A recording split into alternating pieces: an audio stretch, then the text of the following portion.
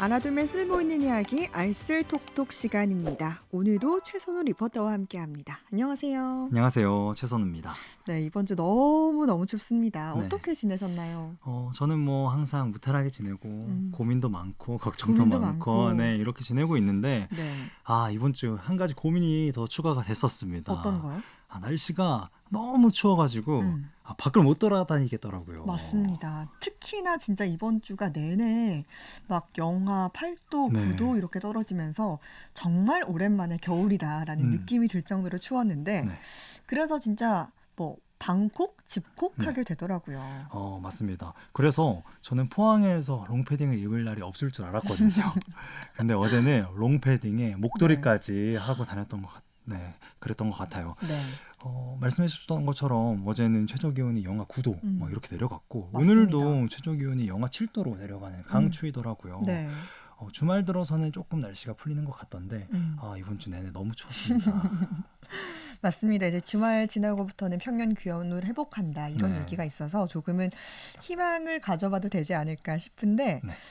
이렇게 날씨가 추워지면 또 걱정되는 부분이 있잖아요. 네. 바로 난방비. 맞습니다. 특히 자취생들에게도 빼놓을 수 없는 그런 주제인 것 같은데 오늘은 그래서 이 난방비와 관련된 얘기 준비했다고요? 그렇습니다. 계속되는 한파로 인해서 또 이번 주는 특히나 난방비 폭탄을 우려하시는 분들이 많으실 것 같아요. 맞습니다. 그래서 오늘의 알아두면 쓸모있는 이야기로 난방비를 줄이는 방법에 대해서 나눠보겠습니다. 정말 중요한 주제인 것 같습니다. 이번 달 이 전기요금과 가스요금 청구서를 확인하고 정말 깜짝 놀란 분들 많으실 거예요. 제 주변에도 진짜 이런 분이 있었거든요. 그래서 이제 분명 작년과 비슷하게 썼는데 왜 이렇게 많이 나왔지? 이런 반응 모두가 느낄 텐데 한파가 이렇게 오랜 기간 발생하면서 이제 국민들의 가스요금 부담도 심해지고 있죠. 그렇습니다.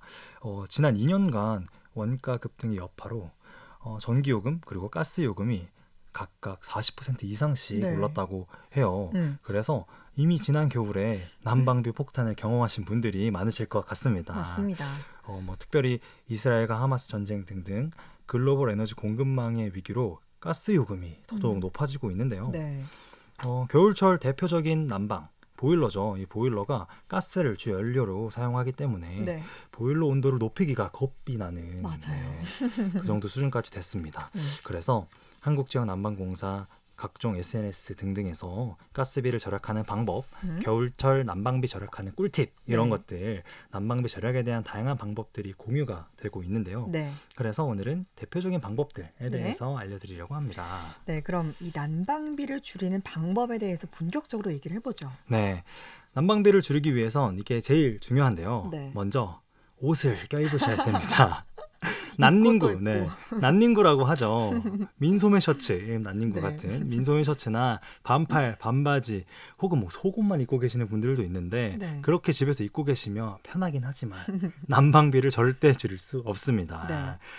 이렇게 긴 소매 잠옷이나 수면 바지, 경량 패딩 등등의 방한용품 네. 아니면 내복을 착용하고 실내 온도를 조절하셔야 난방비를 네. 줄일 수 있다는 네. 점 알려드리고 겨울철 실내 권장 온도가 네. 18에서 20도씨입니다. 하지만 사람마다 또 추위를 타는 정도가 다르잖아요. 그렇죠. 네, 또 세대 구성원이 적으면 적을수록 또 더 추위를 느끼게 되고 남향이냐 북향이냐에 따라서 체감 온도가 달라지기 때문에 네.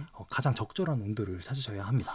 그 적절한 온도를 일단 찾는 것부터가 네. 중요하네요.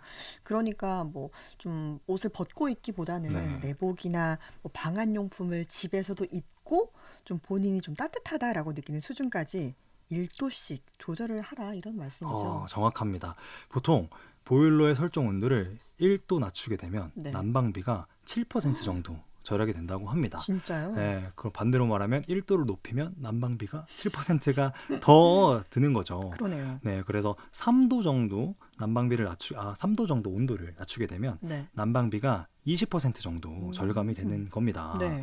그리고 안 쓰시는 방들은 18도씨 정도로 온도를 유지하는 게 난방비를 절약하는 데 좋다고 합니다. 그러니까 1도를 낮추면 7%가 절약된다고 했으니까 근데 네. 이게 생각보다 좀 많이 절약이 되네요. 네, 그러면 궁금한 게 네. 우리가 하루 종일 집에 있는 건 아니잖아요. 그렇죠. 외출해 있는 경우도 많은데 그 외출할 때는 난방을 어떻게 하는 게 좋을까요? 일반적으로 우리가 외출을 할 때 네. 보통 어떻게 하죠? 보일러 보통 뭐 외출을 하니까 네. 외출 이렇게 설정을 해놓고 나가잖아요. 그렇죠. 네. 외출 모드를 설정하시는 분들이 많으실 것 같은데 네. 하지만 단시간 외출할 때는 음. 외출 모드, 외출 기능보다 실내 온도를 평소보다 2, 3도 낮게 설정하는 방법을 추천합니다. 네. 네, 외출할 때는 외출 모드 당연히 외출하니까 외출 모드, 네. 외출하니까 외출 기능 말을 참 이렇게 잘 네, 듣죠. 이렇게 설정하는 경우가 많은데 음. 외출 모드에서 네. 다시 실내 온도를 높이는 과정, 그 음. 과정에서 더 많은 연료가 소모가 네. 된다고 해요. 아, 그러면 난방비 부담이 더 커지겠죠. 네. 그래서 난방을 외출 기능으로 하는 것보다 실내 온도를 낮춰서 설정하는 것이 내부를 더 빨리 따뜻하게 하고 네. 난방비를 절감하는 데 효과적입니다. 네. 다만 단시간 외출이 아니라 음. 하루에서 이틀 동안 집을 비워야 하는 경우에는 네. 꼭 외출 모드로 설정을 하는 게 좋습니다. 그래야 동파도 방지되고 난방비도 아낄 수 있으니까요. 그렇군요. 외출할 때는 그러니까 외출 기능보다는 낮은 온도를 설정하는 게 더 좋다라는 점 정말 꿀팁인 것 같고 네. 또 다른 방법도 있습니까? 있죠. 뽁뽁이라고 불리는 네, 알죠. 단열재를 네. 집에 설치하는 건데요. 뽁뽁이가 없으면 뭐 두꺼운 단열 커튼 같은 걸 설치하는 방법도 있습니다. 네.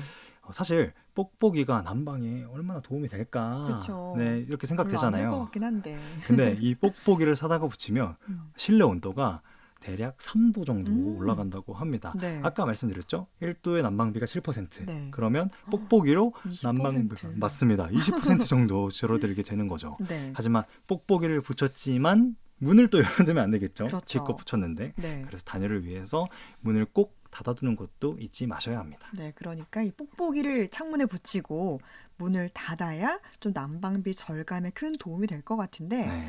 또 실내 습도를 적절하게 맞추는 것도 난방비 절감에 도움이 된다면서요? 그렇습니다. 실내 습도를 적절하게 맞추는 것도 난방비를 줄이는 데 도움이 되는데요. 실내 습도를 유지하는 방법으로는 뭐 흔히 아는 가습기를 사용하는 방법이나 네. 쉽게 아니면 수건을 그냥 널어서 젖은 수건을 널어서 습도를 조절하는 방법 이런 게 있는데요. 네.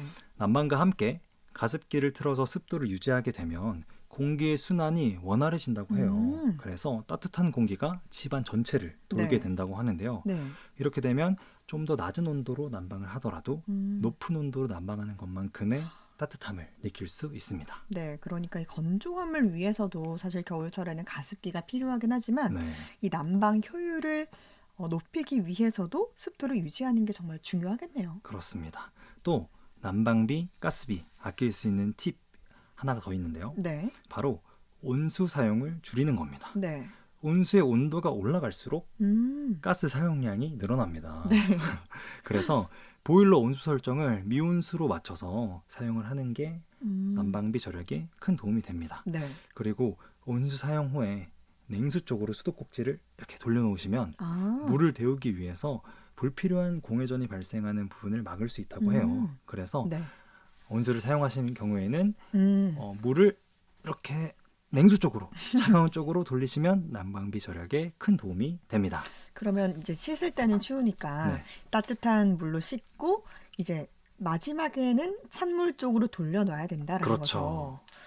좋은 꿀팁이네요. 네, 또 그럼 난방비를 줄이는 또 다른 뭐 방법들이 있나요? 네, 뭐 이 밖에도 신용카드 할인 혜택으로 난방비를 절약할 수도 있는데요. 네.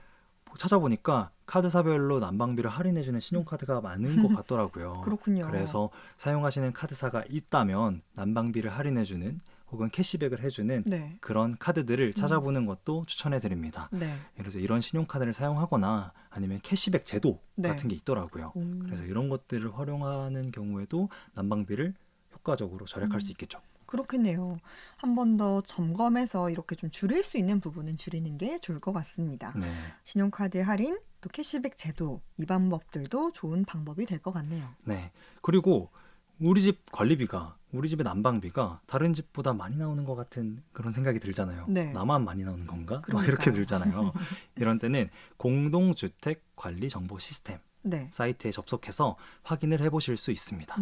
네, 국토부가 운영하는 공동주택 관리 정보 시스템에서 네. 전국 평균 관리비를 확인할 수 있다고 하는데요. 네. 그래서 이것과 비교해서 우리 집 관리비가 적게 나오는지 많이 나오는지 비교하시는 것도 좋은 방법이 될 것 같습니다. 아, 이 방법을 통해서 이제 다른 집과 우리 집의 관리비를 또 비교해 볼 수 있겠네요. 네, 그러면 오늘 지금까지 배운 뭐 다양한 방법들 좀 정리를 해주세요. 네, 좋습니다.